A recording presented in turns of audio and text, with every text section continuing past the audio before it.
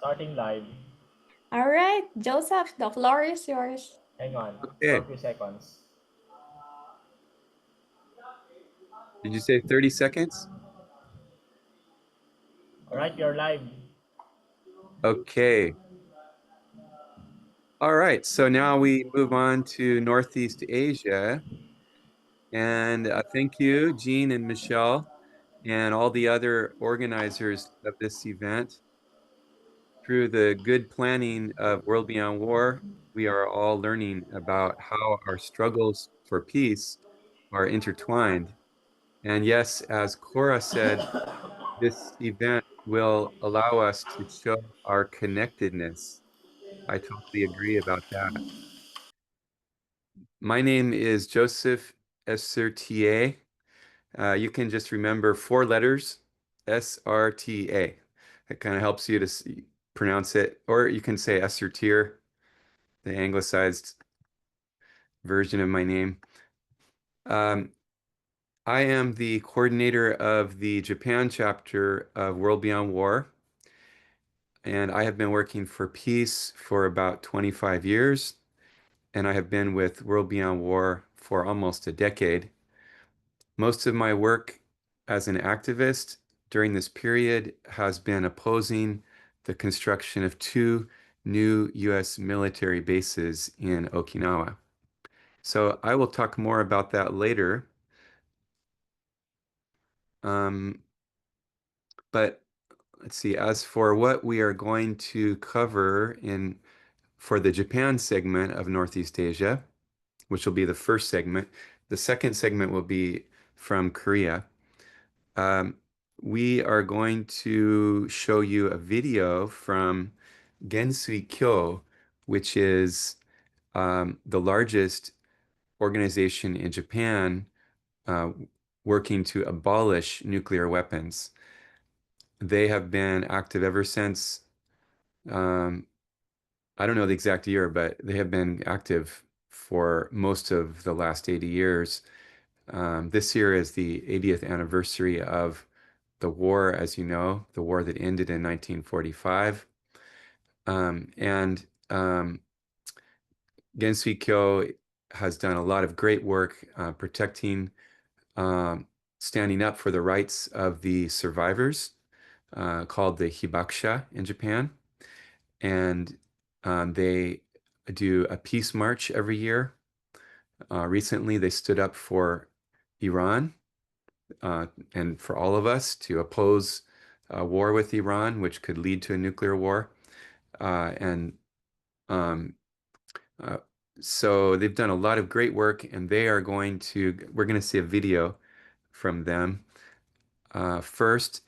Then I will talk about the activities of the Japan chapter of World Beyond War and other um, peace work here in Nagoya, which I'm in Nagoya, Japan, which is between Kyoto and Tokyo. So we're right in the center of the country, and we are the fourth largest city in Japan. But Jean, would you like to play yeah, and then I should say at the end we'll have a Q&A session and um, yeah, and then after that it'll move on to talk to some people in South Korea. So, Jean, would you mind playing the Gensui Kyo video? Alright, a moment please.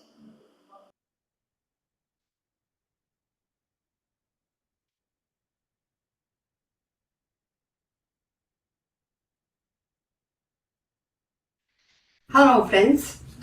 Thank you for participating in the 24-hour peace wave for the Treaty on the Prohibition of Nuclear Weapons, TPNW. My name is Yayoi Tsuchida, Assistant General Secretary of Japan Council Against Atomic and Hydrogen Bombs, Gensei-kyo. In the wake of suffering of the Japanese fishing boats and their crew members from the U.S. H-bomb Bravo test conducted at Marshall Island in the Pacific in 1954, the Japanese people spontaneously stood against ANH bombs and collected more than 3 million signatures for the prohibition of ANH bombs in a short period. This people's surge led to the holding of the First World Conference against ANH bombs in 1955. Since then, the conference is held every August in Hiroshima and Nagasaki, upholding the 3 goals of prevention of nuclear war, the elimination of nuclear weapons, and relief for and solidarity with the Hibakusha A-bomb survivors. From such people's movement, our organization was founded in 1955, Nihon Hidankyo, the Japan Confederation of ANH bomb sufferers organizations, that was awarded Nobel Peace Prize last year, 2024, was also established in 1956. Treaty on the Prohibition of Nuclear Weapons was adopted in the UN on July 7, 2017. It entered into force on January 22, 2021. It is the first treaty in human history to ban all activities of nuclear weapons. Now the treaty is developing with 94 signatories and 73 ratifying countries. At last year's General Assembly of the United Nations, the resolution to promote the TPNW got support from 127 countries, which accounts for 2/3 of the UN member states. In spite of such developments, the world is faced with ongoing war and mass killing of people in Ukraine and Gaza, conflicts between Israel and Iran, etc. The danger of use of nuclear weapons is increasing. Now it is said that humanity is faced with the brink of nuclear war. In such a dangerous situation, TPNW has been developing as a beacon of hope for achieving a peaceful world without nuclear weapons, overcoming the outrages of nuclear powers and restoring the international rule of peace based on the UN Charter. In Japan, we are carrying on the campaign to make Japan join the TPNW. We are ashamed of the Japanese government opposing the treaty, in spite of the only A-bombed country in the world to have suffered from the atomic bombings during wartime. Under the US nuclear umbrella, it has a hand in the US nuclear strategy and has tried to turn Japan to a war-fighting country in violation of the Constitution. I think that if Japan joins the treaty, it will bring not only great advance to the elimination of nuclear weapons in the world, but a shift in Japan's security policy, which will contribute to creating a peaceful and nuclear weapon-free East Asia. Please take similar actions in your country to make your government join the treaty. We will send Hibakusha their testimonies and A-bomb photos so that you can use them for your actions. On this occasion, I will show the videos of our action. First one is about our activities in Oslo in December 2024, at the time of Nobel Peace Prize being awarded to Nihon Hidankyo.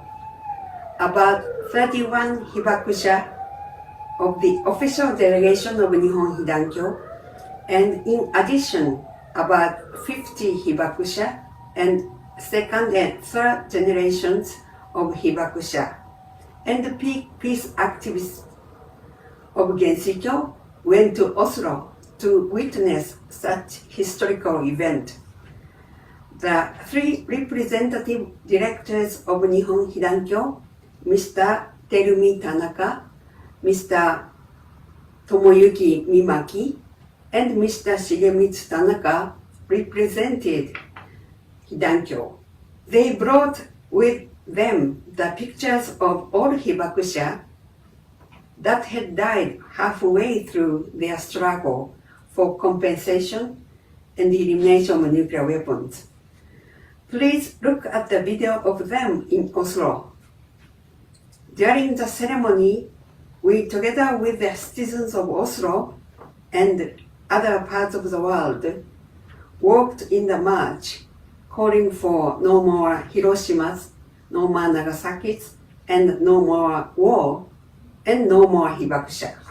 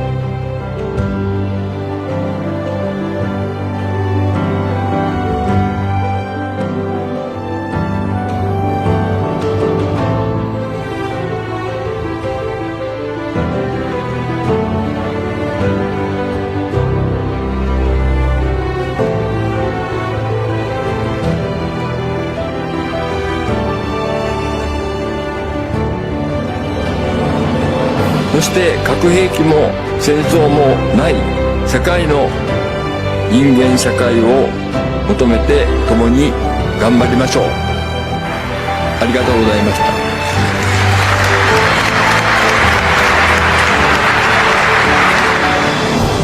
そして核兵器も戦争もない世界の人間社会を求めて共に頑張りましょう。ありがとうございました。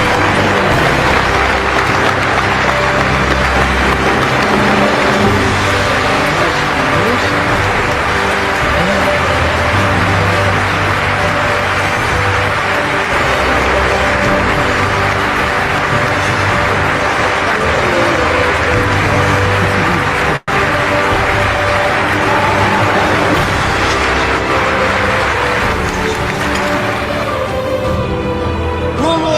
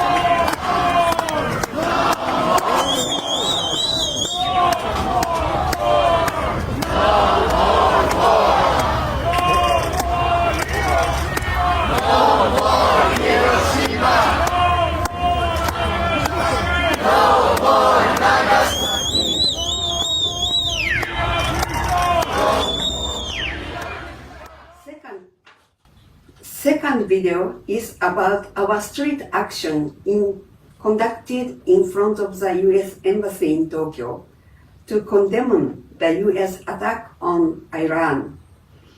As soon as we heard this bad news, we went to the U.S. Embassy to protest Trump's atrocity.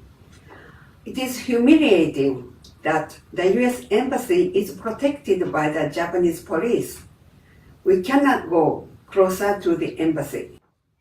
アメリカは国連憲章と国際法を守れ。アメリカは国連憲章と国際法を守れ。ノー No! Don't attack Iran! Don't attack Iran! Third, we organized nationwide action across the country on July 7th in commemoration of the adoption of the TPNW in the United Nations. These actions were carried out in 26 prefectures.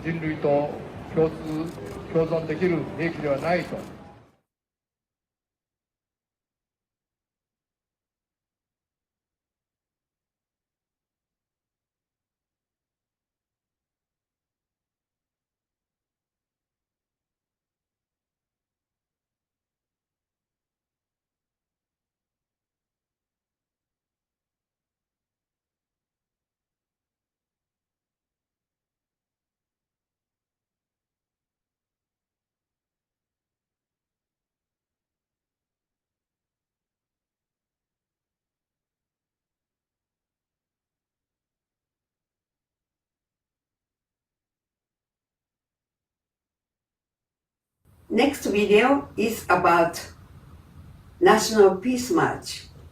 The National Peace March started on May 6th from Tokyo Umenoshima, where there is the museum of the tuna fishing boat named the Fifth Lucky Dragon, which was exposed to followers of the US H-bomb Bravo test.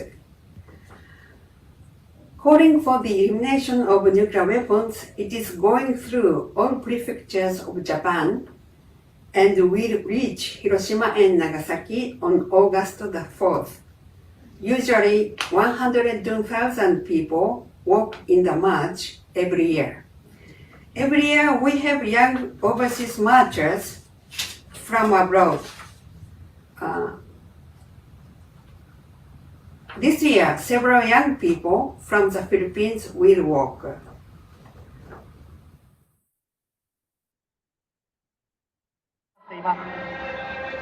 被爆者の皆さんの願いは、自分たちが命あるうちに核兵器のないその地球を守りたい。そして核兵器がない世界を子供たちに手渡したい。もうこの地球には核兵器はないんだよ。二度とあの恐ろしい爆弾が使われることはないんだと子供たちに言ってあげたい。孫たちに伝えたい。けれどもそのための時間というのは決して長くは残されていないんです。被爆者の皆さんの願いを叶えるために、ぜひ皆さんも一歩でも二歩でもこの平和行進、被爆者の皆さんと共に一緒に歩きませんか。そして広島長崎を経験している唯一の戦争被爆国でありながら核兵器禁止条約に手を向け続けている私たちの日本政府に、被爆者の皆さんと共に一日も早く核兵器禁止条約を批准し、そして核兵器のない世界に向けたその先頭に立って行動をしてほしい。そのことを一緒に声を上げていきましょう。愛知平和行進です。愛知平和行進です。核兵器をなくそう。核兵器をなくそう。みんなの生活を守ろう。みんなの生活を守ろう。核兵器をなくせ。核兵器をなくせ。人類から核兵器を一掃しよう。人類から核兵器を一掃しよう。みんなの平和を守ろう。みんなの平和を。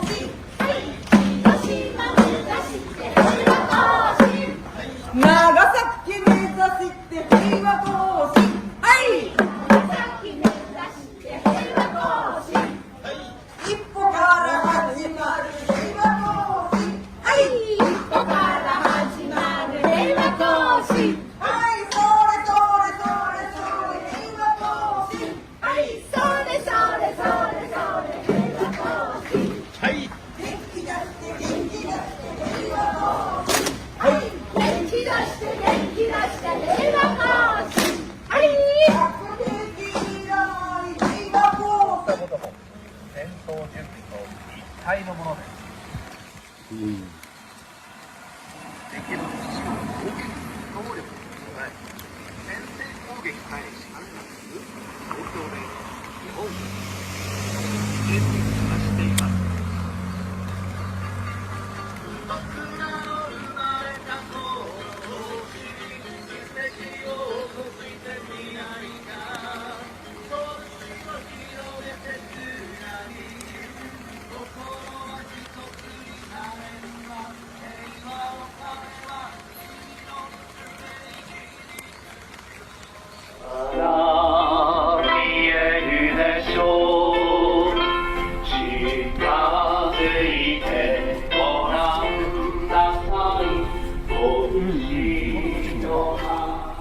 Next, I want to introduce to you our nuclear-free Japan campaign, which, as already mentioned, is the campaign to make Japanese government to join the TPNW.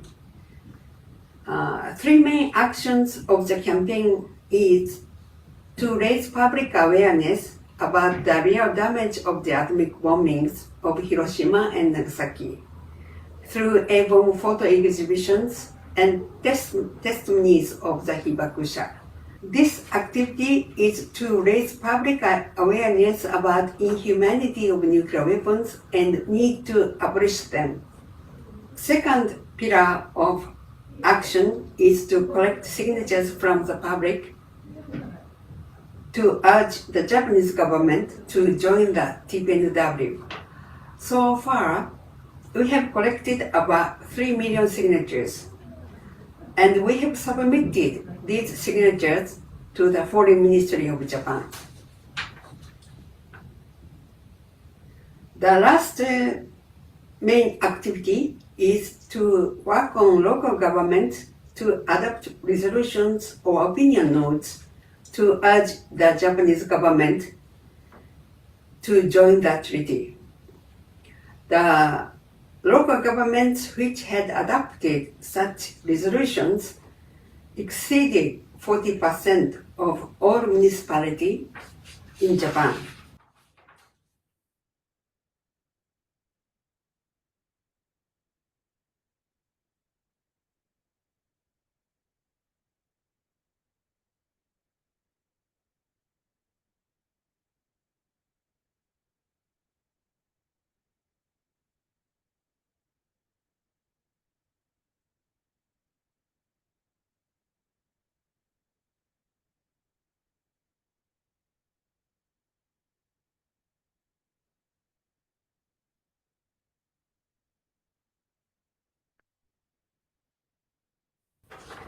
In August, we will hold the World Conference Against A and H Bombs in Hiroshima and Nagasaki on August the 3rd to the 9th.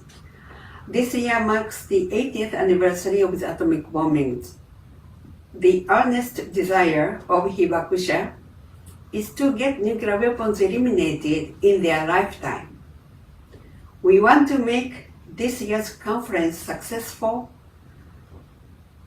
to make it a springboard for achieving a peaceful world without nuclear weapons.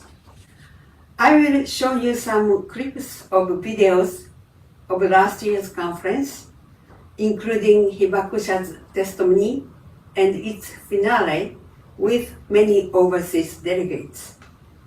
If you are interested in joining the conference, please contact me. Let's work together to achieve a nuclear weapon-free, peaceful world. Thank you very much.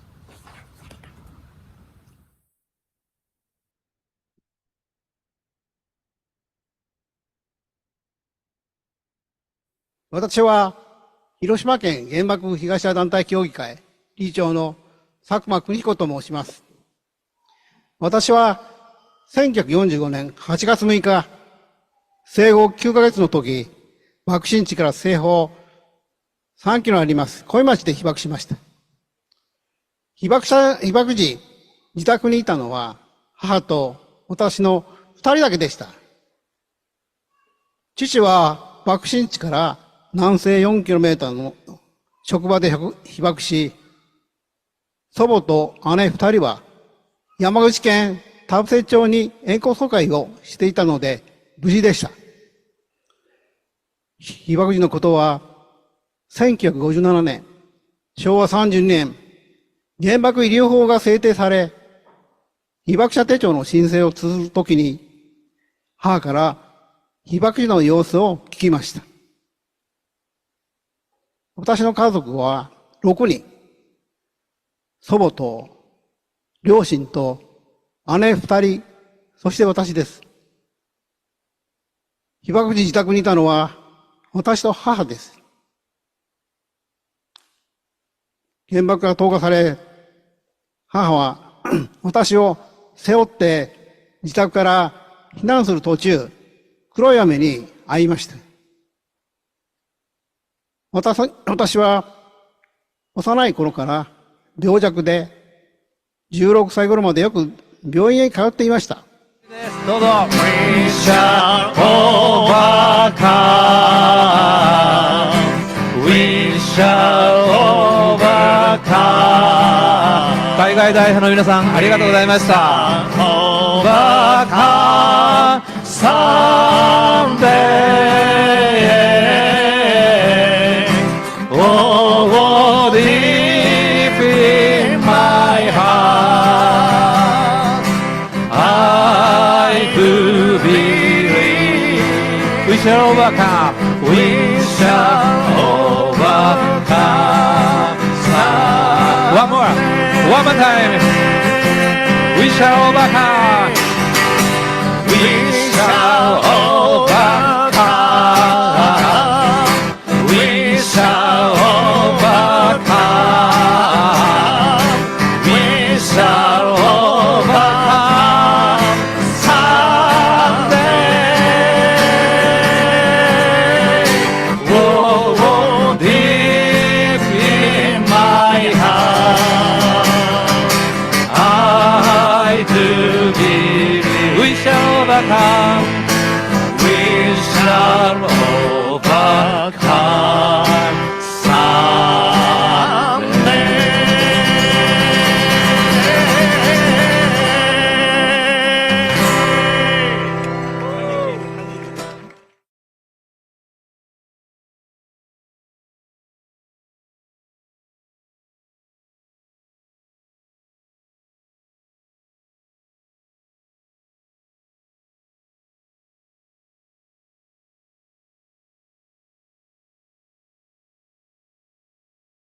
And that's it for the video. Okay. So, all right. Thank you, Yayoi Tsuchida. It is great to see that Gensui Kyo is going strong. Your large nationwide organization is having a big impact on Japan, and your openness to people from any place in the world, to people of all faiths, and your resistance to discrimination is precious. In fact, discrimination, Gensui Kyo has fought against discrimination against the hibakusha. It's so great to see. Also, I was impressed with the video about Hidankyo and the hibakusha winning. Yeah, we can win sometimes. It brought tears to my eyes when I heard that Hidankyo had won the Nobel Peace Prize. Hibakusha are working to abolish nuclear weapons, and World Beyond War is working to abolish war. Both movements are important for decent future human survival. So let's work together to lay the groundwork for human survival and also for human thriving and human happiness. Okay, before I go on to my own chapter's activities, shall we play the video that we prepared?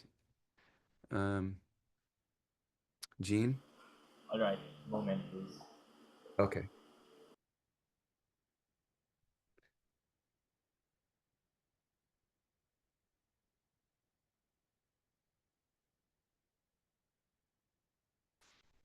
「お膳立てしてる」「でもイスラエルとの事業連携だけはやめてほしいのよ」「イスラエルイノベーション庁との協定破棄してほしいのよ」「これ何が決めたの？誰が決めたの？どうやって決めたの？ちゃんと話し合ったの？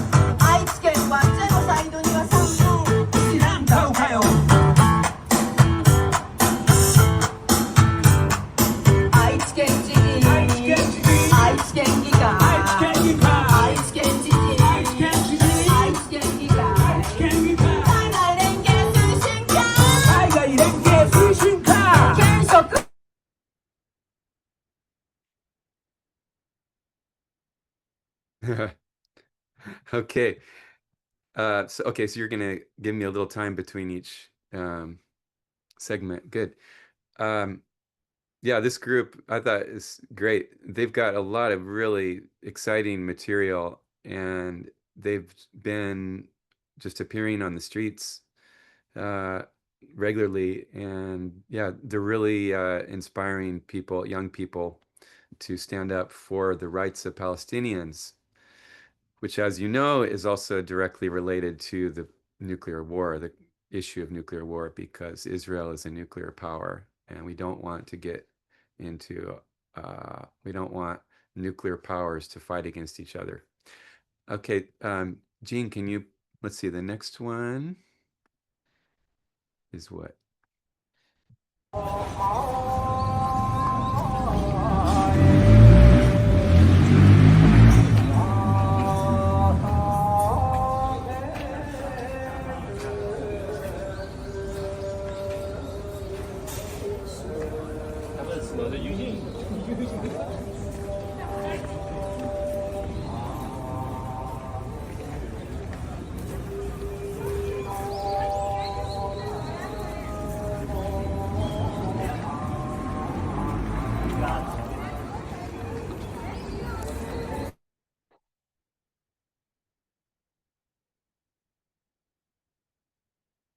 My name's Chris Bourne. I am in Nagoya, where I'm also involved in some of the Palestinian solidarity activities. But yeah, on the 80th anniversary of the bombing of Hiroshima, I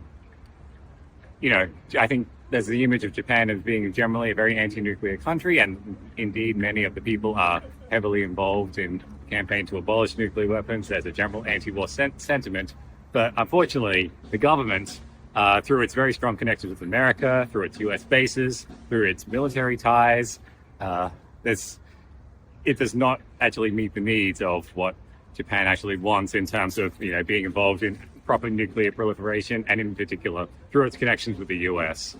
I think we still have a lot of more struggles and fights to do in order to really actually work towards a world without nuclear weapons.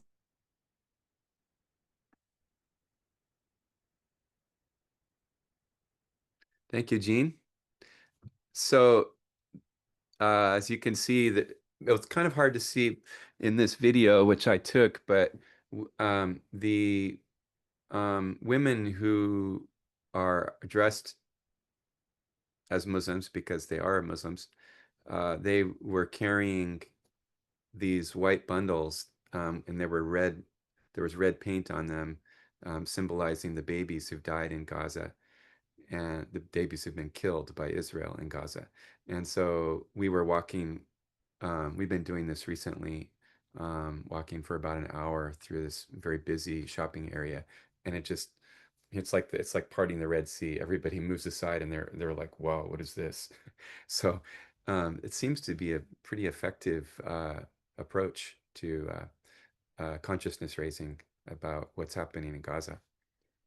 Okay, and as you can see, one of those people, one of the participants was Chris from Australia, and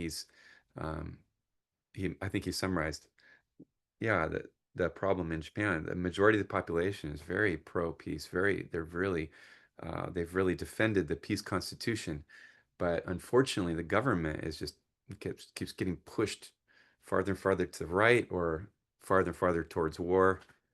And yeah, it's a really difficult situation. So can you play, let's see, the next one will be about, it'll be a woman singing. She's from Okinawa, and this is a song that is often sung. I thought she had a lot of courage to stand on the street. Yeah, and sing this song, which is very...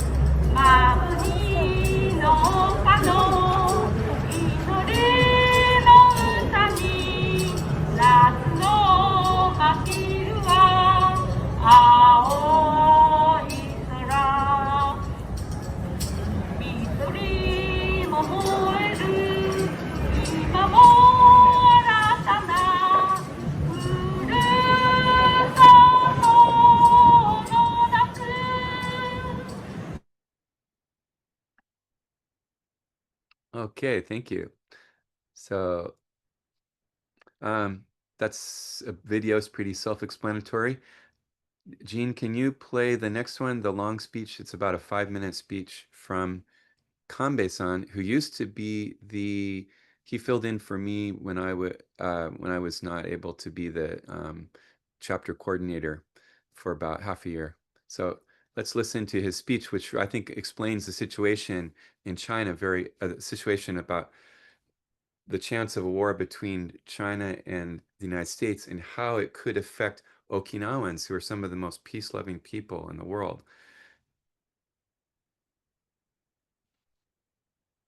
沖縄の南西諸島の島々、宮古島、石垣島、奄美大島、与那国島、そこにここ数年の間に自衛隊のミサイル基地がどんどん作られています。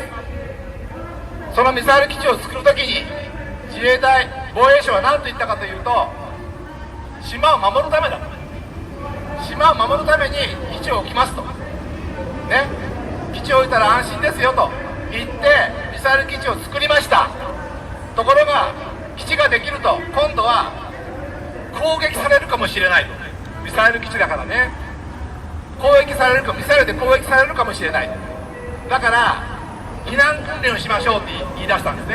避難訓練、地震や津波の避難訓練じゃないですよ。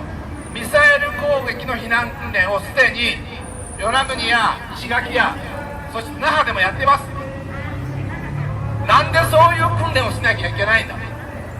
誰がそういう戦争が起こる、そういう危険な状況を作ってるのか。それは日本政府が作ってるんですよ。そりゃそうですよね。南西諸島の島々にミサイル基地を作って、そして今そこにですね、射程が1000キロ、1500キロの中国本土まで届くミサイルを配備しようとしてるんです。当然その相手から見ればこれはとても脅威ですよね。日本政府はこれを抑止力って言ってます。抑止力を高めれば戦争は起こらない、そう言ってます。でも抑止力っていうのは相手を脅すということです。お前もし攻撃したらこんだけ俺たちは武器持ってるからひどい目に遭わせるからなと言って脅してるわけですよ。こんなことで戦争が起きなくなるわけないじゃないですか。逆ですよね。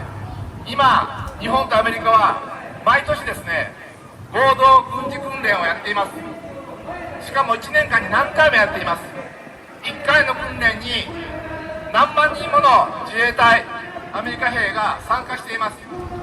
この日米合同軍事演習、このニュースはほとんど流れません。テレビでも新聞でも報道されていません。しかし毎年やっています。何回も。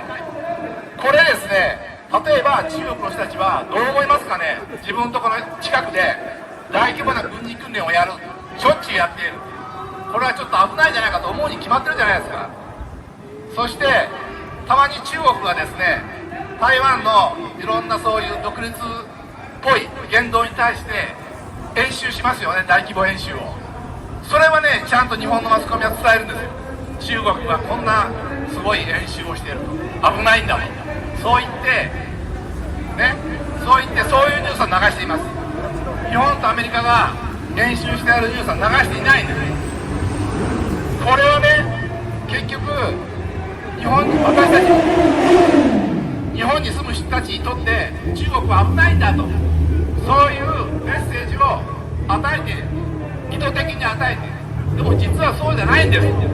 そういうことをやはり知ってほしいと、そういうふうに思います。戦争、中国が攻めてくるならやってやるんじゃないかっていう人はいっぱいいると思うんですね。中国が攻めてくるんだったらうちらはちゃんと武器もいっぱい用意してやったるわっていう人はいっぱいいると思いますけど、もし戦争になったらそんなもんじゃ済まないですからね。日本と中国でどれぐらいそういう武力の違いがあるかってご存知ですかね。中国は日本を攻撃できるミサイルを何千発も持ってるんですよ。もし日本がそういう武器を見せたら日本中攻撃されます。そうならないためには日本がそういうアメリカと一緒になって挑発をしないということです。そして台湾有事は言われてますけど、仮に台湾有事が起こった時に、じゃあ台湾を守るために日本の自衛隊がアメリカと一緒になって中国と戦争するのか。でも実際今日本政府がやってることはまさにそのことをやってますよね。でも私たち選挙で、今選挙真っ最中ですけど、選挙で自民党がそういうことを私たち国民にこうしますよということを言ったことは一度もありませんね。選挙でちゃんと分かりましたと、私たちもじゃあそれを支持しますということになってないんですよ。なってないのに勝手にそういうことをアメリカと取り決めてやろうとして、だからやはりこれはですね、こういう日本政府のやり方を止めなくてはいけない。そして戦争になったら死ぬのは私たちです。政治家はなかなか死なないですね、逃げるから。死ぬのは私たちです。それはウクライナやガザを見れば分かるでしょ、ね、一般市民が殺されるんですよ、戦争になったら。だから絶対戦争は起こしちゃいけない、そういうふうに皆さん思ってください。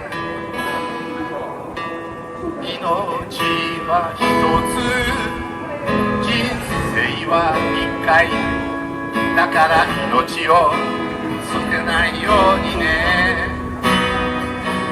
慌てるとついふらふらとお国のためだと言われるとね、青くなってしごみなさい、逃げなさい、隠れなさい。僕には俺たち死んだとね、ずっと後まで残りますよね。失礼しましたって終わるだけ、命のスペアはありませんよ。青くなってしごみなさい、逃げなさい、隠れなさい。命を捨てて男になれと言われた時には震えましょうよね。そ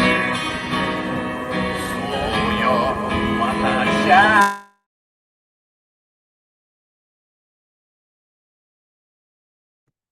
Sorry, did I stop that? uh, uh, can you all hear me? You can hear me? Okay. So, well, we were going to stop anyway. It was almost over. Let's see. I was going to talk a little bit about Okinawa and about what's happening with Korea. Probably the most important thing, besides the sexual assaults getting worse in Okinawa, is that there's going to be a People's Tribunal in New York next year in November. They're going to demand that the US government apologize to the survivors and apologize for bombing Hiroshima and Nagasaki. But you're going to hear more about that in the Korea segment. And it looks like we don't have much time left, so I'd like to give people a little time for Q&A. they'd like to ask about what's happening in Japan, or if you want to share any information about Japan-related struggles for peace, anything like that. Yeah, you're going to hear about the People's Tribunal. Okay, if no questions? If there are no questions, then I'll continue with my boring speech.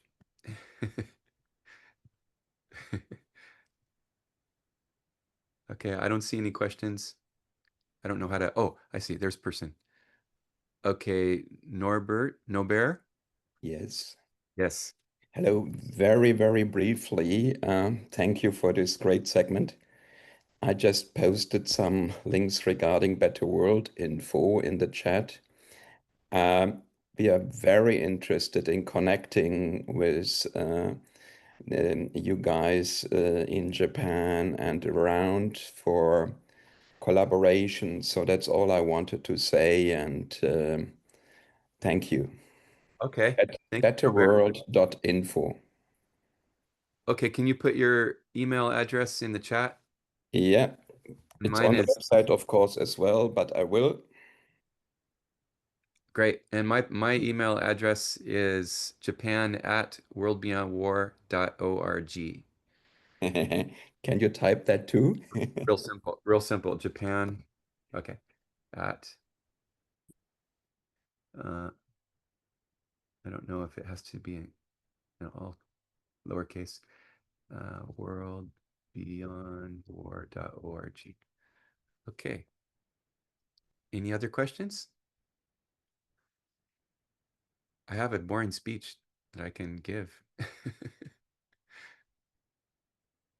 If there are no questions. Okay. In that case, let's see. Just to give you a little background about, yeah, if you, I'm thinking really today about Okinawa, but Korea and Taiwan and the Philippines are in similar situations, squeezed between China and Japan, and so let's just think about what is Okinawa. What's their relationship with Taiwan and sorry, with Japan.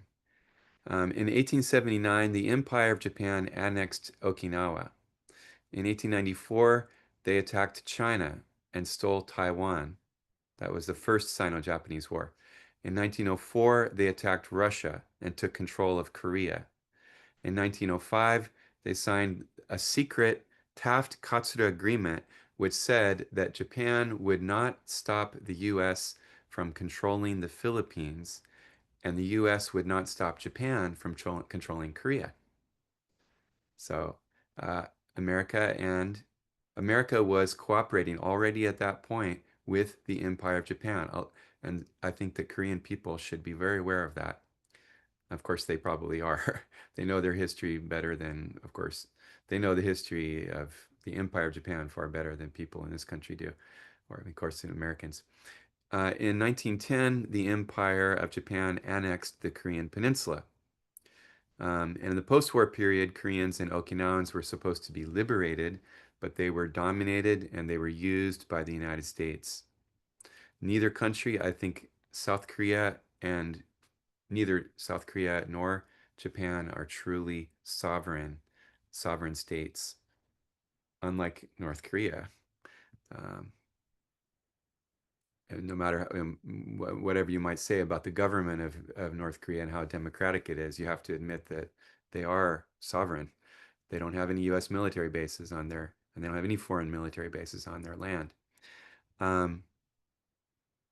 So that's a little about, okay, then, as you know, Japan returned Okinawa to Japan, even though Okinawa was originally a kingdom up until the late 19th century. And after 1972, there have been over 100 rape cases reported to the police there, and that seemed to be that seemed to be getting better for a while, but recently there have been even more incidents of sexual violence committed by U.S. military personnel. And as you know, PTSD can be among victims of sexual violence suffer PTSD in the same way that soldiers suffer PTSD. And in fact, the severity of the PTSD can be equally as bad. But our government, the United States, has shown very little sympathy for the women and children of Okinawa.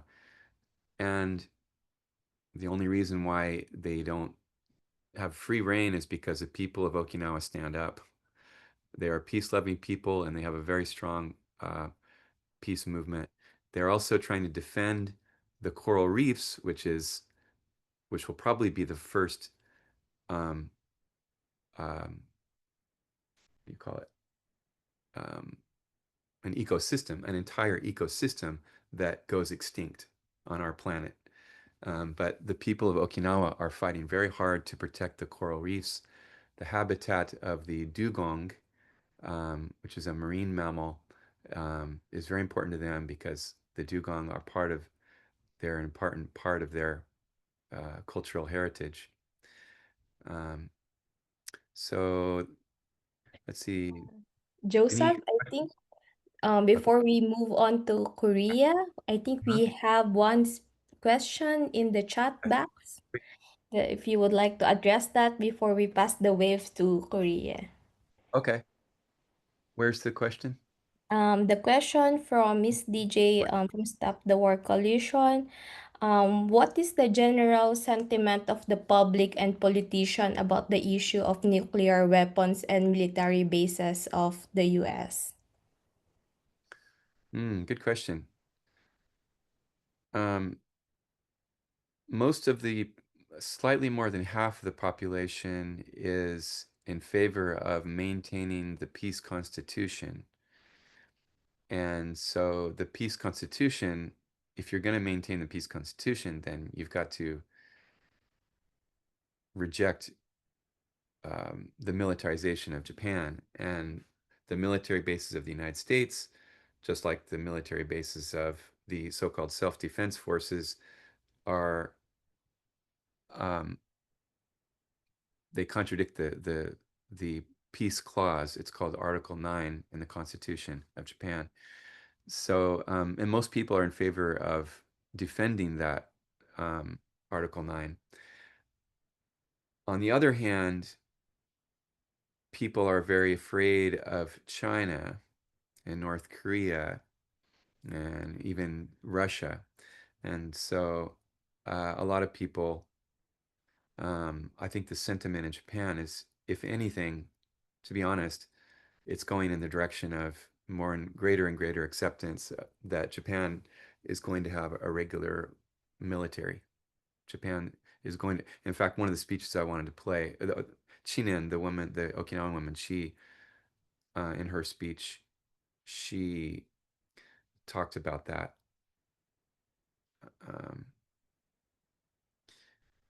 Yeah. But and also you saw how Chris also talked about how the general sentiment in Japan is pro-peace. But Japan is militarizing very quickly. There are at least 4 islands that, as you saw in the video, Kanbei mentioned how those islands are being militarized. There are all kinds of installations and bases that are being built by the government of Japan. That's been happening in the last several years, and it just seems to be getting worse and worse. And the majority of the population is very apathetic. That's the reality. And unfortunately, history education is not very good in this country. So sometimes I feel like I'm fighting a losing battle, but so be it. I'd rather go down fighting for peace. Thank you, Joseph, for that. And thank you for preparing the Japan segment. We appreciate all the hard work for this part. And I think it's time to pass the peace wave to Korea. And I think Kaya is ready to take over. Kaya, the floor is yours. Hello. I am joined here today in Korea by two representatives from SPARC, Solidarity for Peace and Reunification of Korea. And so maybe I will introduce them soon. But first, I'll just maybe overview our planned schedule for this next hour. We have a 20-minute video prepared by Spark, and then we'll have some time for question and answer about the contents of the video, and that will be with Ki-hoon Lee from Spark, and then I will give a presentation to share some more about different kinds of peace movements and peace activism in South Korea, and have another time that we can have some question or discussion time at the end. I know today Oheran is not planning to give a speech anymore, but would you like to briefly say hi?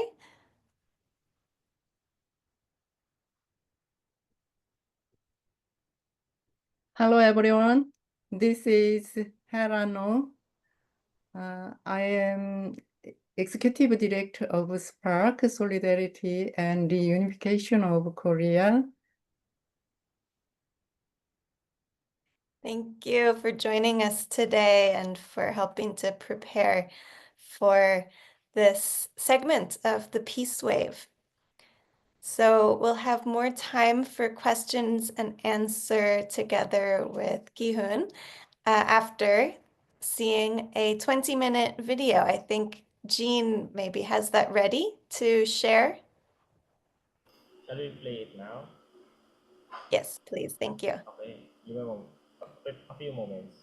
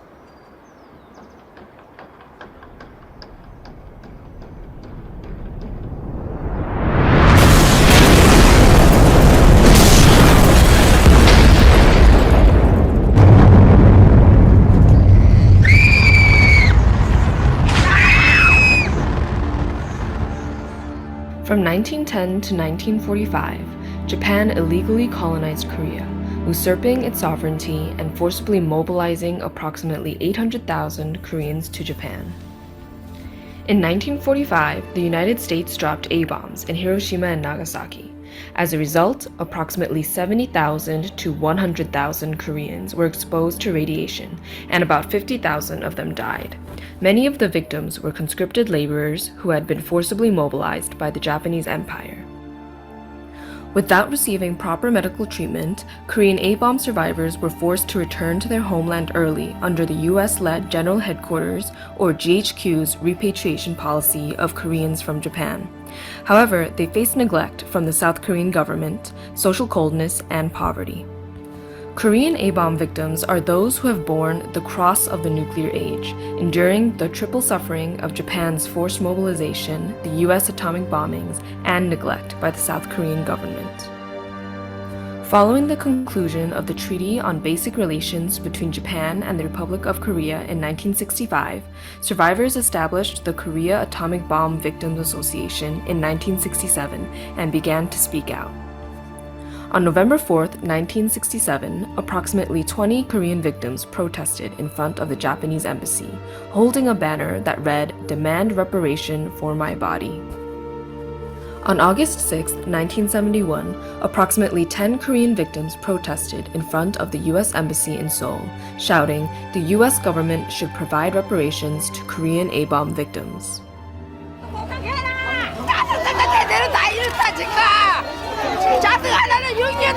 해라 이거.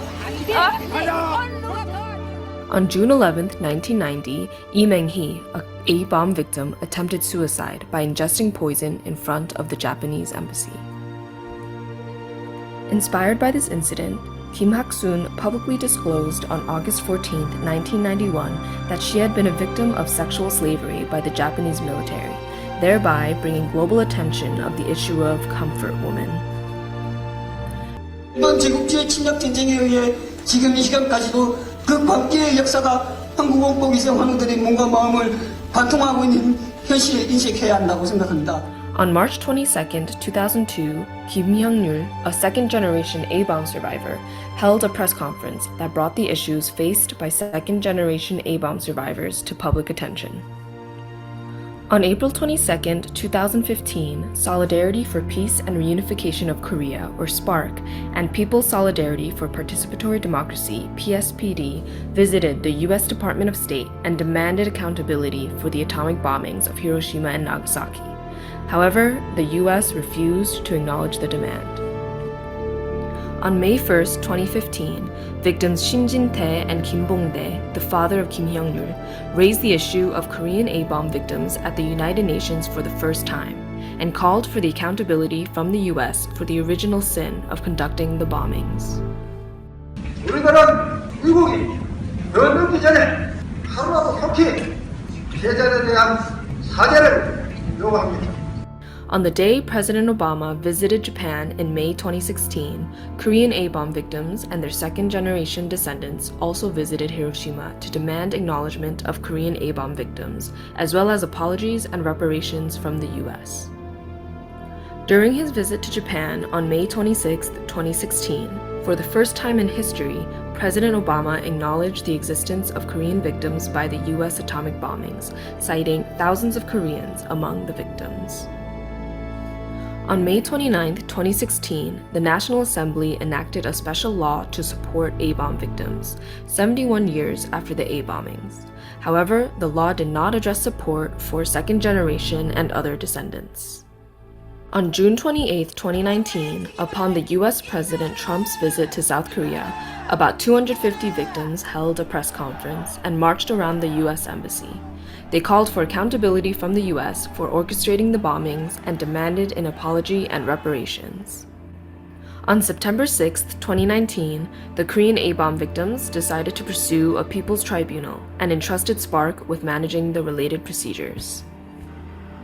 In December 2019, the Korea Atomic Bomb Victim Association and SPARC, joined by 30 participating organizations as signatories, launched a joint international petition calling for South Korea to join the Treaty on the Prohibition of Nuclear Weapons, or TPNW.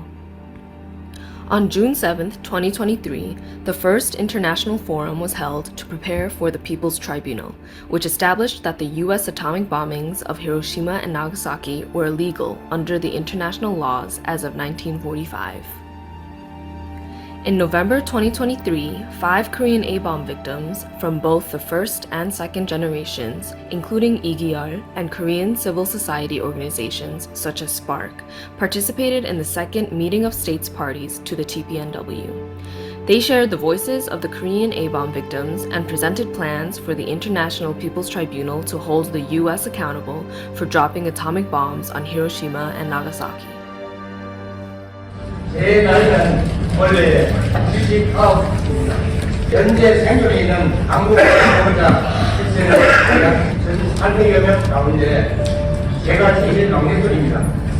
죽기 전 제일로 원하는 것은 소속 좋아하는 가족들 다 미안하다는 그 말입니다. 피폭에 대한 본질적 책임이 있는 미국이 1945년 핵 조항의 책임을 인정하고 사죄한다면 어느 나라도 핵무기를 발사할 생각을 못하게 되겠습니다. 이것이 피폭자인 저희 소명이라고 생각했습니다. 국제 민중 법정에도 지원과 참여를 부탁드립니다. On June 8, 2024, the second International Forum to prepare for the People's Tribunal was held in Hiroshima. The The forum confirmed that the US atomic bombings in 1945 were unlawful under current international law and highlighted the illegality of nuclear threats or deterrence policies. 80 years have passed since the atomic bomb was dropped. We will move forward one step at a time, bearing in mind the deep sorrow of the Korean A-bomb victims and praying for a Korean peninsula free from nuclear confrontation and a world free of nuclear weapons.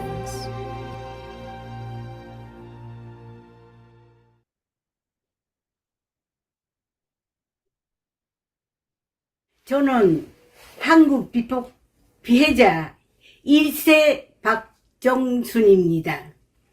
1934년 일본 나고야에서 태어나 1945년 히로시마 원폭 당시 저는 나이는 12살 초등학교 5학년이었습니다. 저희 아버지는 지인의 소개로 일본 나고야에 있는 공장에서 일을 했습니다. 나고야에 있는 아버지를 따라 어머니와 나머지 가족은 1932년에 일본으로 건너갔습니다. 전쟁이 계속되면서 아버지가 다니던 공장에서는 더 이상 일을 하기가 어려워졌습니다. 1943년 아버지 혼자 먼저 히로시마로 갔습니다. 어머니와 함께 남은 가족들은 1945년 5월 히로시마 우치코시 쪽으로 이사를 갔습니다.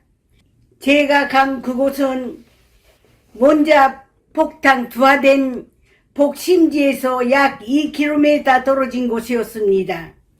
1945년 8월 6일 여는 어느 날과 똑같이 아버지는 아침에 일찍 공장에 출근하고 어머니는 식당에 나가실 준비를 하고 또 저희 형제들은 모두 집안에 있었습니다.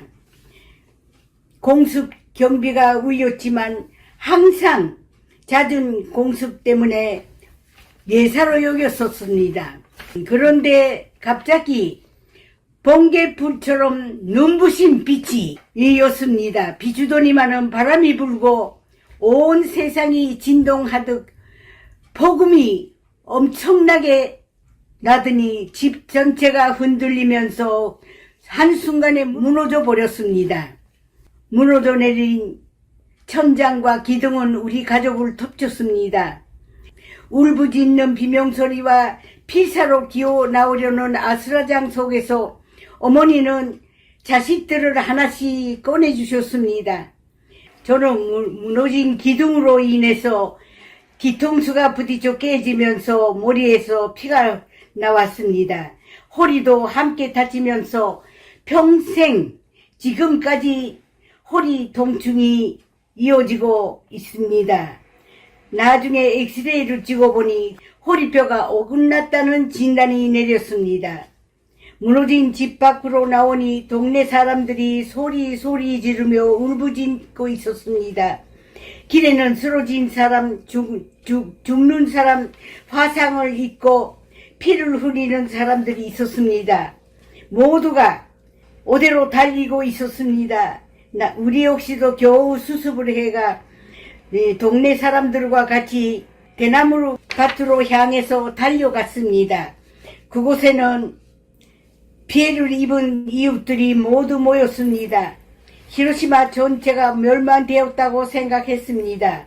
대나무밭에 모인 사람들 중 온전한 사람은 거의가 없었습니다. 피를 흘리며 아비 귀환 속에서도 살아남았다는 거에 조금이라도 안도를 하는 것 같았습니다. 저는 피폭 후유증 때문에 지금도 매일 침을 맞지 않으면 움직일 수가 없습니다. 저뿐만 아니라 동생도 당도암에 걸리고 심장병 등 병이 여러 가지 병이 들어 고생을 오래 했습니다. 아버지와 어머니 그리고 저와 제 자매 4명 모두 피폭 후유증으로 고통당했습니다. 피폭 당했다고 말하지도 못했습니다. 우리 자매들은 후손들 중에도 후유증을 의심할 증서를 보이고 있습니다.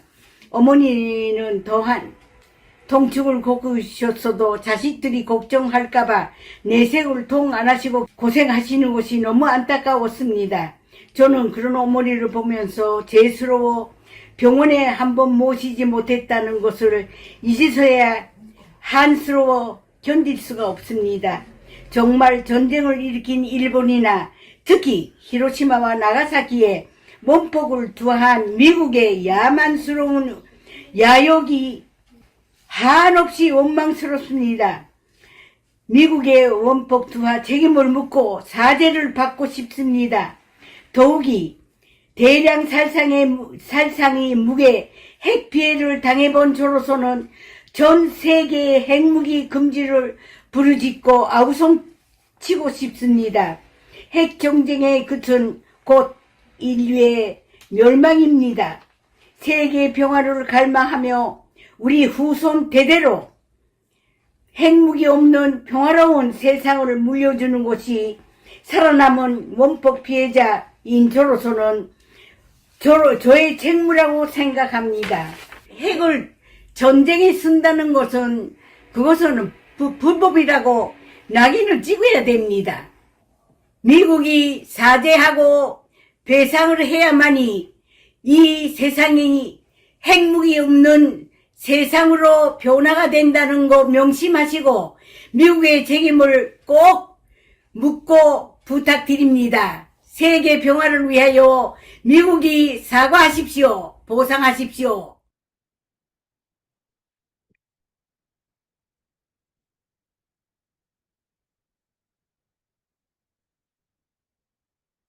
핵 없는 세상을 위해 노력하시는 모든 분들께 감사드립니다. 한국 원폭 피해자는 피해자 지원 문제를 논의하면서 반드시 고려해야 할 특별한 역사적, 정치적 상황에 놓여 있습니다. 미국이 히로시마와 나가사키에 토한 원자폭탄으로 10만 명이 넘는 한국인이 피폭되었습니다. 그러나 아직까지도 제대로 된 실태조사 한번 이루어지지 않아 도대체 얼마나 많은 한국인이 피해를 당했는지 알 수 없습니다. 한국 원폭 피해자 중 상당수는 일제강제동 피해자였습니다. 살아남아 고향에 돌아온 이들도 정부의 무관심과 사회의 냉대, 지독한 가난, 그리고 원폭 후유증으로 한평생을 고통 속에 살아 세상을 떠났습니다. 지금도 한국 정부는 피해자 지원 특별법에서 원폭 피해자 후손들을 배제하며 피해자들의 목소리를 전혀 귀를 기울이지 않고 있습니다. 저는 한국 원폭 피해자 협회 합춘 지부장으로서 우리 피해자들이 겪고 있는 도저히 말로 표현할 수 없는 고통을 20년 넘게 지켜보았습니다. 저는 묻고 싶습니다. 도대체 우리가 왜 이렇게 고통받으며 죽어가야만 합니까? 원폭이 퇴된 지 80년이 지났지만 미국과 일본 정부는 피해자들에게 단 한 번의 사죄나 배상을 하지 않았습니다.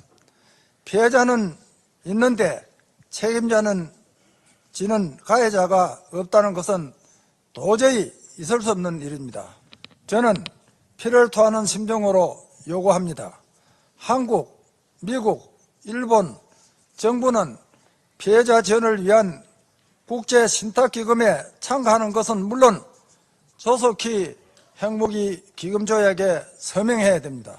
핵무기가 존재한다는 것은 언제든 사용할 수 있고 우리와 같은 피해자가 또 발생할 수 있다는 것입니다. 그래서 우리 한국 원폭 피해자와 후손들은 지구상에 존재하는 모든 핵무기가 고철 덩어리가 될 때까지 핵무기를 반대할 것입니다. 1945년 미국의 불법적인 원폭 투하 책임을 묻기 위한 2026년 원폭 국제민중법정에도 많은 지원과 참여를 호소합니다.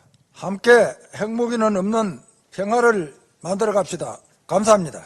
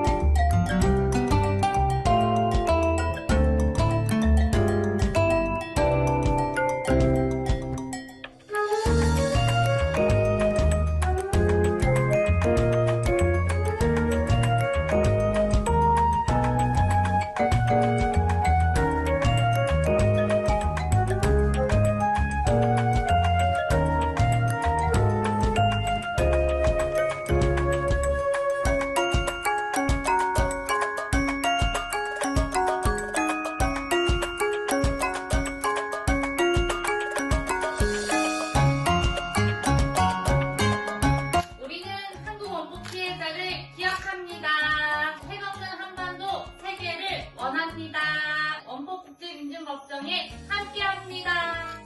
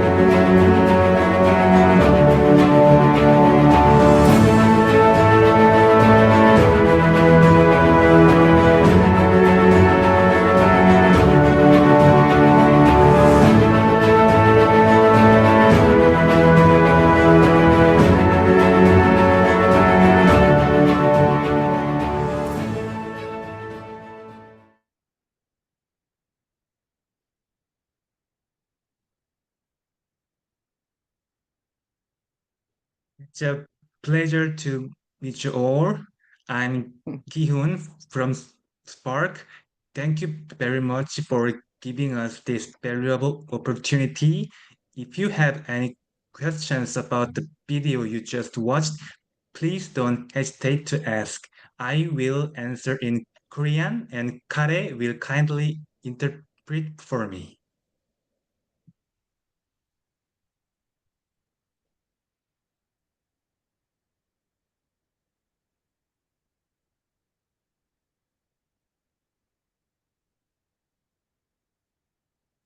Michelle raised her hand. Thanks, I Michelle. think I will just start the question. So, I saw the Spark personally in New York this year as well. I'm really inspired with the movement that's going on with that.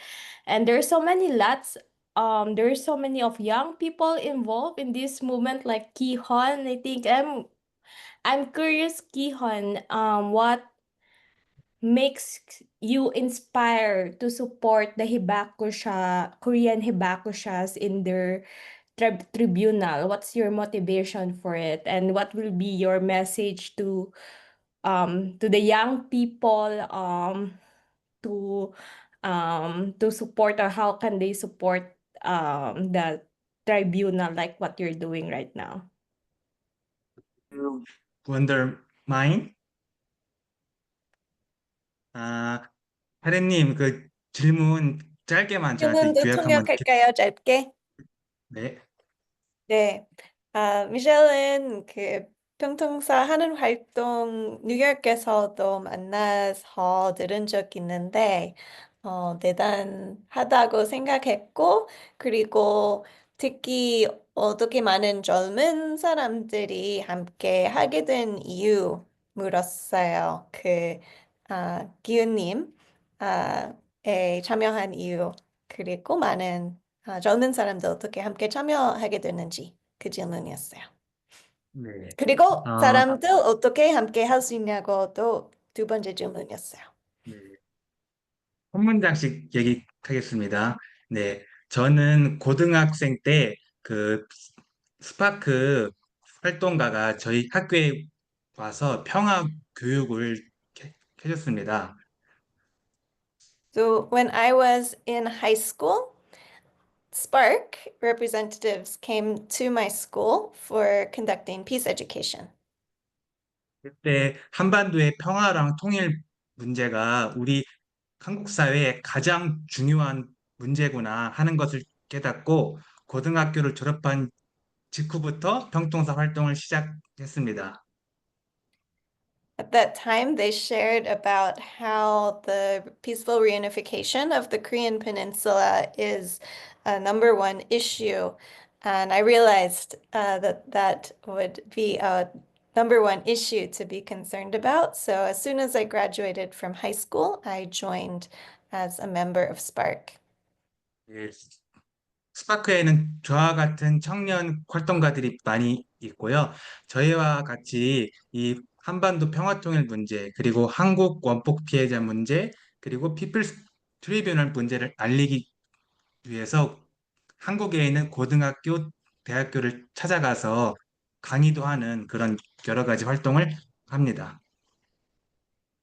So there are many other youth members of Spark, and some of our main issues are the peaceful reunification of Korea and also supporting the Korean hibakushas, victims of the nuclear bombings, and especially this People's Tribunal that you learned about in the video. And so our members go to schools to teach about these issues. 저를 포함해서 청년들이 한국 원폭 피해자 문제와 그 다음에 피플스 트리뷰널 문제에 관심을 갖고 있는 이유는 현재 한반도가 가장 첨예한 핵전쟁 위기 속에 있기 때문입니다. The reason that I and other members, especially youth members, are so concerned about the issue of the victims of the nuclear bombings and preparing for this tribunal is because of the threat of nuclear war. 그래서 한국에 있는 청년들은 민중겁정에 참여하는 것이 오늘날 우리가 할 수 있는 아주 중요한 일이다라는 생각을 하고 있고요. 그리고 또 한국뿐만 아니라 미체를 포함해서 일본, 미국 이런 청년들이 여러 이 민중겁정에 함께하고 있다고 마지막으로 말씀드리고 싶습니다. So that's why I think it's so important to join and support this tribunal. And I want to share that it's not just the people in Korea, young people in Korea, who are involved in this campaign, but also people in Japan and the US are also supporting this People's Tribunal. Thank you. Thank you, Kian. Your work are very, very inspiring in Spark.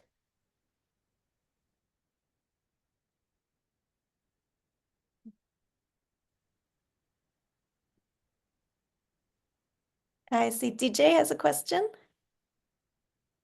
Hi, I'm DJ, and I'd like to ask, how can you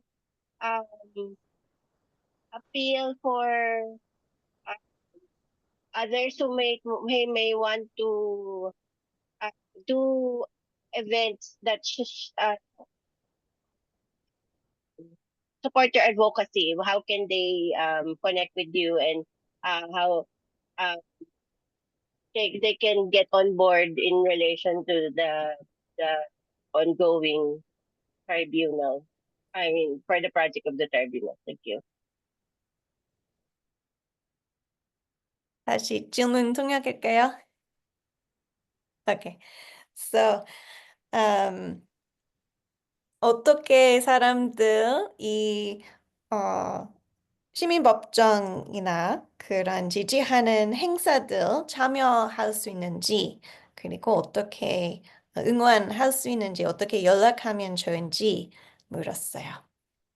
네, 먼저 감사하다는 말씀 드리고요.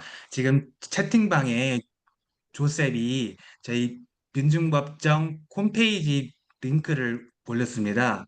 거기에 보시면은 정기적으로 저희 뉴, 뉴스레터를 구독할 수 있게 되어 있습니다. 거기 구독해 주시면 저희 행사와 참여할 수 있는 방법을 자세하게 안내 드리겠다고 말씀드려 주시겠어요?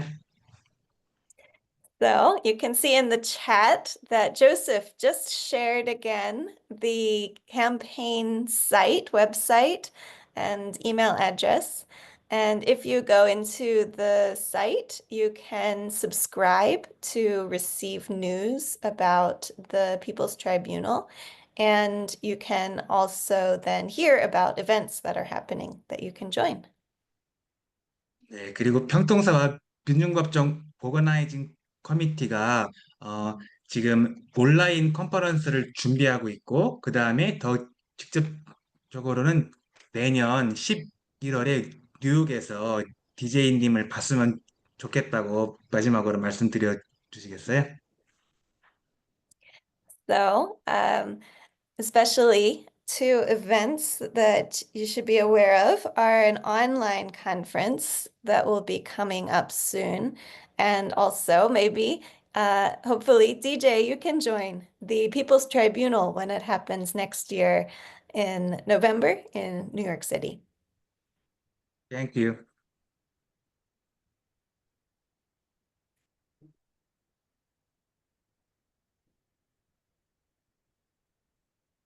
Are there any other questions?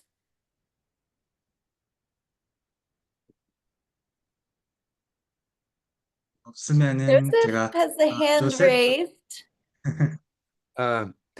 I'm wondering about how young Koreans feel about the long history of discrimination in Japan, and how, like, the hibakusha, there were the Japanese hibakusha, and they got a lot of attention, but the Korean hibakusha, or the Korean survivors, were ignored for decades. So I'm wondering, like, since Kihun is younger, if he could tell us about how young Koreans see, and how do they feel about Japan in general? 네, 제가 질문 이해했습니다. 네, Okay. 말씀해 주신 것처럼 한국 공폭 피해자는 다른 피폭자들과 다르게 일제 식민지배 피해자라는 그런 성격도 가지고 있습니다. So one difference from other hibakusha is that the Korean hibakusha were also suffering from the occupation by Japan. 그리고 더 참혹한 것은 그 한국과 일본 사이의 문제가 아직까지 끝나지 않았다는 것입니다. And also, the issues between Korea and Japan have not yet been resolved. Right. 그래서 한국 원폭 피해자의 목소리를 전 세계에 알리고 한국 원폭 피해자에 대한 미국과 일본의 책임을 규명하는 일은 핵무기 없는 세상을 위한 일이기도 하고 한국과 일본 간의 역사적인 정의를 실현하는 문제이라고 저희 한국의 청년들은 생각하고 있습니다. So young people in Korea think that it's important for the experience of the Korean hibakusha to be heard and understood by people around the world, and especially for them to be apologized to and recognized by Japan as well as the United States, and that there can be historical justice as an important issue that people are focusing on. I see. Thank you. Thank you. 카렌님, 그 시간이 됐죠? 네, 그러면 그러나 제가 우리 여유가 조금 있었어요. 그래요. 마무리할 이야기 있을까요? 네, 질문하실 분 더 없으시면 제가 짧게 인사만 드릴게요. If there's no other questions, maybe we can ask Hyun to just share final comments. Yeah, go Okay. ahead. Thank you to everyone who is working towards peace and a world without nuclear weapons. I also kindly ask for your continued attention and participation in the A-bomb tribunal. And I hope we will meet next year, November in New York. Thank you. Thank you. 고맙습니다. 고맙습니다. Thank you. So I am very thankful today that we could be joined by two representatives from Spark because this focus of the Peace Wave this year is recognizing the 80th anniversary of the use of nuclear bombs in war by the US against Hiroshima and Nagasaki and all of the people who were there. So I knew that this tribunal would be a very important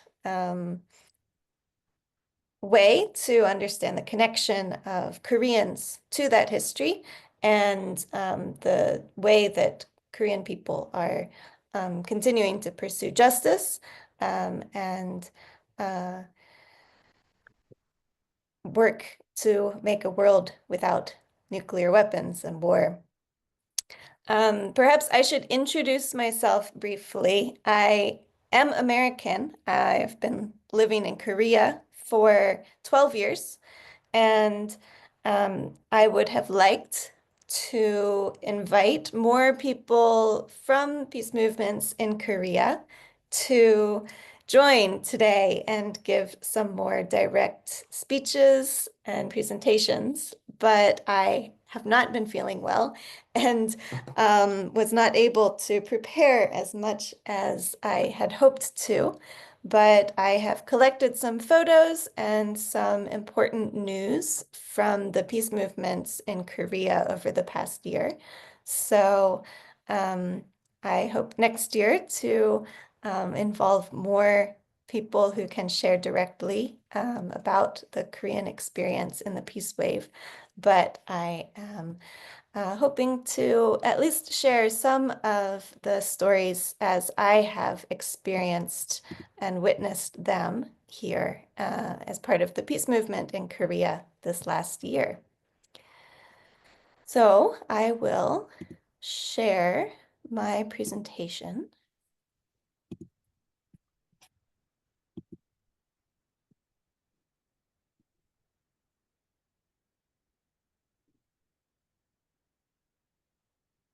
Okay. So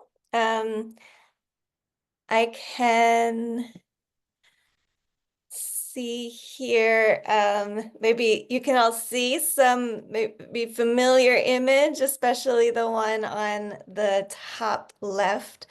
It's been the biggest news maybe from Korea in this past year has been the people's movements to stop martial law and to impeach Yoon Suk-yeol, and then still in the process of holding former president accountable for his actions and attempting martial law, which threatened to be not only a war of the government against the citizens of Korea, but also potentially to draw Korea into broader war.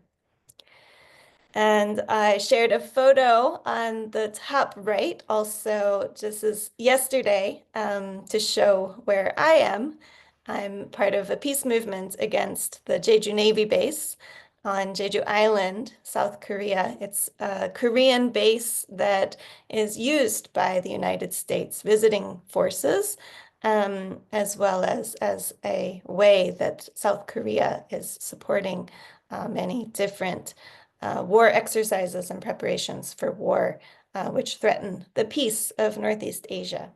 So we have daily peace actions outside of the Navy base, and that photo there is from yesterday.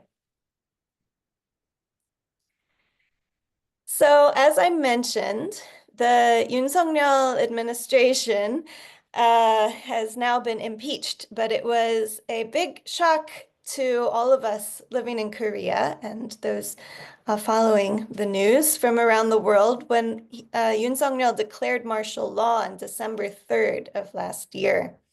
And thankfully, now you can see a photo here from July 10th, just this week. Even though Yoon Suk-yeol had been in prison or detained and then released, he has now been detained again as the trials progress, where he is facing charges for treason and insurrection.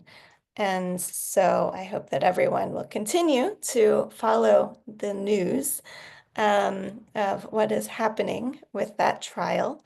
But now Korea has elected on June 3rd a new president, Lee Jae-myung, and so we have seen at least a big, clear result already in the short term for stopping this attempt at martial law. And it's very clear that it's the people's response, ordinary citizens acting to prevent martial law and to support the rule of law and support the democratic processes, especially in the National Assembly. So here's one image. I'll also, after sharing my presentation, share some links, including the article that this image comes from.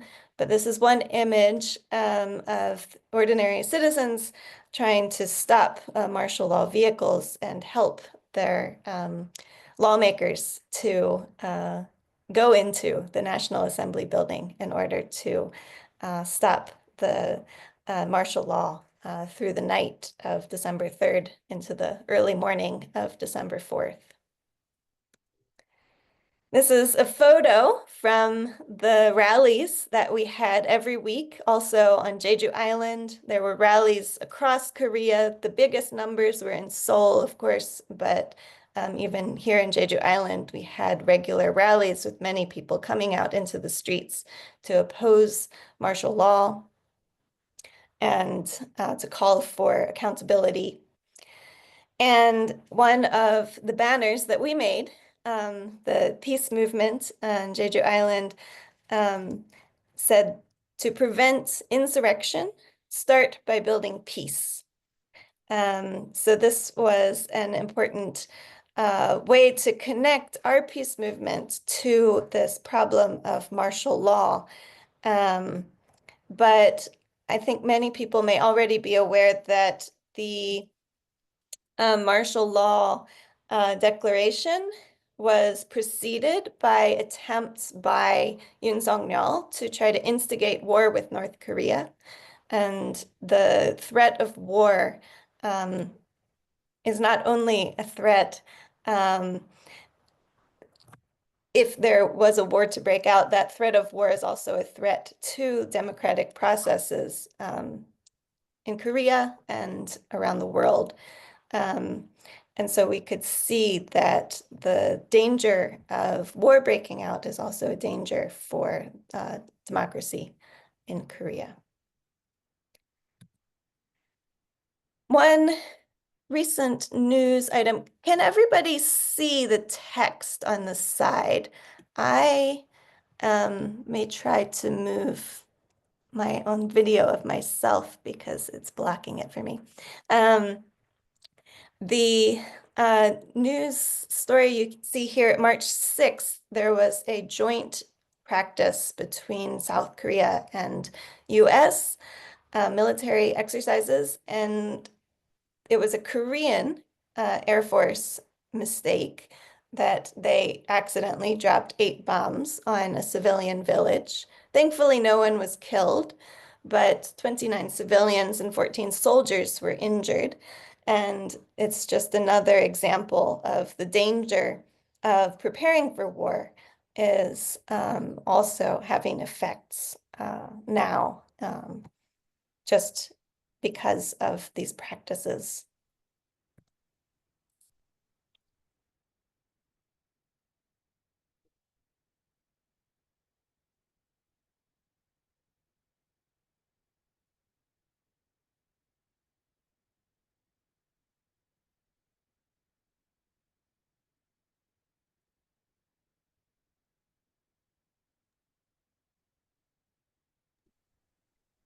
Sorry about that.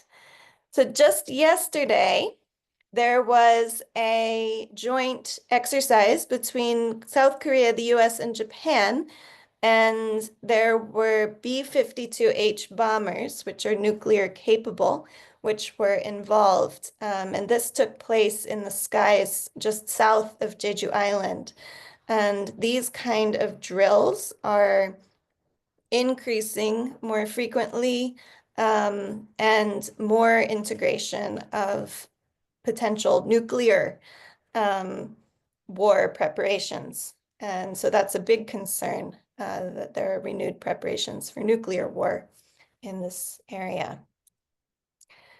But people in Korea continue to call for peace in many ways. One important campaign has been a campaign to end the Korean War, since the Korean War was just ended temporarily with no formal treaty yet. So the campaigns to have a treaty to end the Korean War continue. And opposition to US bases in Korea also continue. I included just 2 photos here, but there are many other places with people's movements against the US bases in South Korea. And on the top one, you can see a protest against especially F-35 military jets, and a new expanded Air Force Base, US Air Force Base in Gunsan, or planned expansion of US Air Force Base in Gunsan.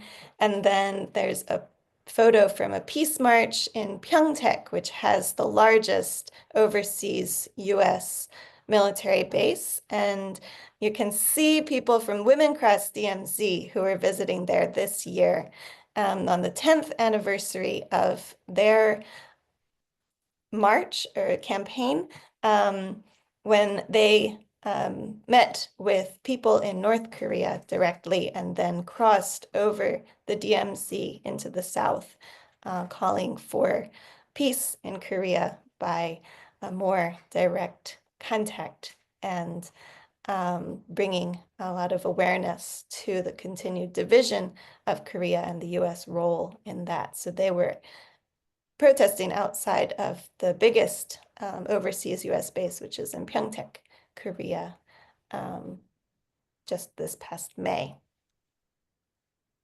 And here are a few more photos from the peace movement that I'm involved in on Jeju Island. There's a Navy base in Gangjang Village. Despite the opposition of the local people, the base was constructed since it was first proposed in 2007 and completed in 2016, but there continues to be daily protests, and we are paying attention to how the base is being used, including a new mobile fleet command that is increasing the involvement of the South Korean military in military exercises, which are further away in greater reach away from the Korean Peninsula. And the top photo is a photo that we took when there was a visiting US warship this past March. The USS Benfold was at the base for 4 days. And that has continued to be a sign that the US is hoping to continue using this base, even though it's nominally and the full-time station soldiers are from South Korea. Another thing I can't miss to mention of peace movements in South Korea this year has been the protests against genocide in Gaza and support for Palestine. And one link that I will share is a link to a campaign by people in Korea against the Korean arms manufacturer Hanwha, which has many ties to Israeli military. And so that campaign, I'll share more, but I'll just mention also that Hanwha is expanding many operations, including in Jeju Island, where they're also building up the space industry, which is a very militarized industry that we are very concerned about how space is being militarized more and more recently. Also, this is a photo from June 23rd. People gathered together to oppose attacks on Iran, very conscious of the threat of expanded war and the ways that these kind of actions threaten a much broader war. And so this is outside of the US Embassy. But I want to end on a hopeful note. Even though we see so many preparations for war and there's so much for us to stand up to oppose, when we gather together in events like the Peace Wave, and this photo here is from Peace for the Sea Camp, which we had at the end of August, beginning of September of last year in Gangjang on Jeju Island, bringing people together from many different parts of the world to call for peace, to share our stories together. We can encourage each other that there are other possibilities, that we can train for a peaceful world without war, without nuclear weapons. And one other campaign I'd like to briefly mention is this campaign, which is started by the Pacific Peace Network, to call for other countries, even if your own country, you just want to get out the news that there is such a campaign, maybe some places they can choose to be neutral in order to prevent war between the US and China. So I will also share this link in the chat for another campaign of people who are cooperating together around the Pacific to call for peace. So I will stop there. It was a little bit longer presentation than I expected, but I hope that it was a good way to share a few different peace campaigns that are happening recently in South Korea. There are just a few minutes left for questions.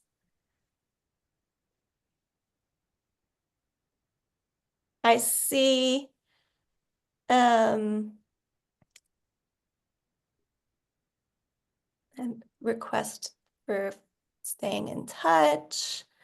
As I mentioned, I have some links that I can share. Let me go ahead and share those links. Let me know if you have any questions. I think I don't see any raised hands, but if you have any questions for Kaya, maybe they're still processing it.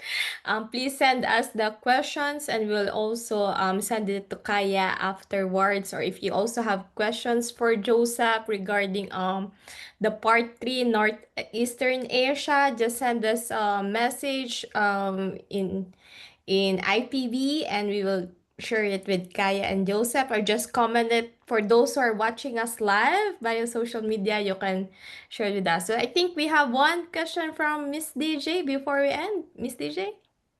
Yes, we just want to flag that we want to get in touch with the peace movements in South Korea because our country is in the process of negotiating a visiting force agreement with South Korea. So, yeah, so hopefully we'll just ask our friends from IPB for your contacts so that we can collaborate. Thanks so much. Yes. It's good to see DJ here, as well as Cora, who have been involved in the last campaign I mentioned, the Pacific Peace Network. And so we are already in touch there, and I hope we can talk more in detail in the future. Thank you, Kaya. Any final remarks from you before we close? Or Joseph, any final thoughts before we close this part 3 and pass the peace wave to the Philippines, to Southeast Asia? You go first, Kaya. Yeah, thank you everyone for joining, and I hope that we can all pay more attention to continue to be inspired by the ways that people in South Korea and in many parts of Northeast Asia are calling for peace, and that we can be inspired and join in solidarity together with them. Thank you. Yes. Yes, and I would like to underline once again the fact that we are in an emergency situation, and so it's really time for people to step up, yeah, and cooperate together. We really need for human survival. We really need to set aside this discrimination in Japan. I've been sad that not many people have stood up against the bombing of Iran. And I'm really glad to see that Gensuikyo took a strong position on that. They had demonstrations all across the country, and they opposed the bombing of Iran. And it's glad to see Kaya also showed us some video. It sounds like people in South Korea are doing that. But anything that leads in the direction of nuclear war, we really have to stand up right now. And I think try something different, try new approaches, and let's have a good time. I also want to say it's not all doom and gloom. There's a lot of fun in this movement. It's great to be part of this exciting people on the right side of history. Yeah, I really appreciate everything that Michelle and these young people are doing in this really dark time. I mean, when I was back in the 1980s, there was nothing like this. So I'm really impressed with your ability, the young people, to stand up. Thank you, Joseph, and thank you, Kaya. And I think part of our intergenerational approach in peace building, we just share the knowledge and keep the peace moving alive. Keep the peace moving, keep the peace movement united, and share the glimpse of hope with each other.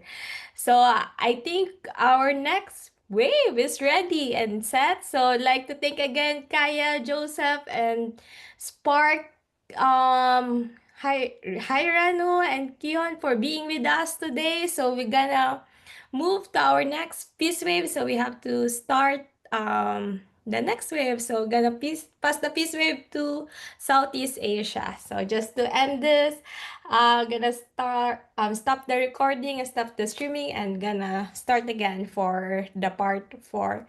Thank you, Kaya. Thank you, Joseph. And thank you to all Japanese and Korean viewers that we have today too.